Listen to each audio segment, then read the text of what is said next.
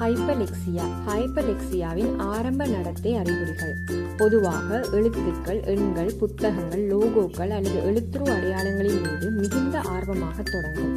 சில குழந்தைகள் எதிர்பார்த்ததை விட மிகவும் சீக்கிரமே, சில நேரங்களில் 3 வயதுக்கு முன்பே எழுத்துக்கள் மற்றும் எண்களை அடையாளம் காணவோ பெயர் சொல்லவோ முடியும்.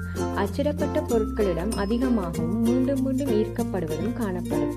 இந்த ஆரம்ப எழுத்து எண் ஆர்வம் கட்டுப்படுத்தப்பட்ட மற்றும் மீள்வழக்கமான நடத்தைகளுடன் சேர்ந்து தோன்றும் என ஆய்வுகள் கூறுகின்றன. மற்றொரு பொதுவான அம்சம் வாசிப்பு திறன் மற்றும் புரிதல் இடையேயான வேறுபாடு ஆகும். குழந்தை வார்த்தைகளை சுலபமாக வாசிக்கலாம், எழுத்து மாலையை கூறலாம் அல்லது எழுத்துக்களை அடையாளம் காணலாம். ஆனால் பேச்சு மொழி, உரையாடல் அல்லது வாசித்ததின் பொருள் புரிதலில் சிரமம் இருக்கலாம்.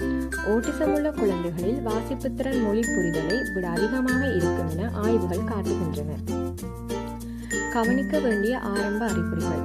எழுத்துக்கள், எழுத்துக்கட்டங்கள், சின்னங்கள் அல்லது சப்டைட்டில் மீது ஆரம்பத்திலேயே அதிக ஆர்வம். எழுத்துக்கள், எண்கள் அல்லது வார்த்தைகளை மனப்பாடமாக்கி மீண்டும் மீண்டும் கூறுதல். குழந்தையின் மொத்த மொழித்திறனை விட மிகவும் முன்னேற்றமான வாசிப்பு அல்லது வார்த்தை அடையாளம். சமூக விளையாட்டுக்களை விட எழுத்து சார்ந்த செயற்பாடுகளை விரும்புதல். எக்கோலாலியா அல்லது பழக்கப்பட்ட மொழி பயன்பாட்டுடன் மேம்பட்ட அடையாளத்திறன். சரியாக வாசித்தாலும் வாசித்ததை குறித்து கேள்விகளுக்கு பதிலளிக்க சிரமம். முக்கியமாக ஓட்டிசத்தில் ஹைப்பர்லெக்சியா எல்லா குழந்தைகளுக்கும் ஒரே மாதிரி இருக்காது.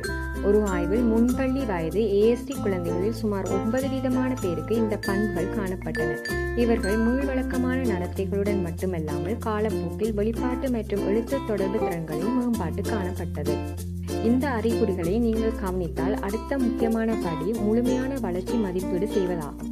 இதில் வாசிப்பு தொடர்பான பலன்கள், மொழி புரிதல், சமூக தொடர்பு மற்றும் உணர்வு நடத்தை அம்சங்கள் அனைத்தும் மதிப்பிடப்பட வேண்டும்.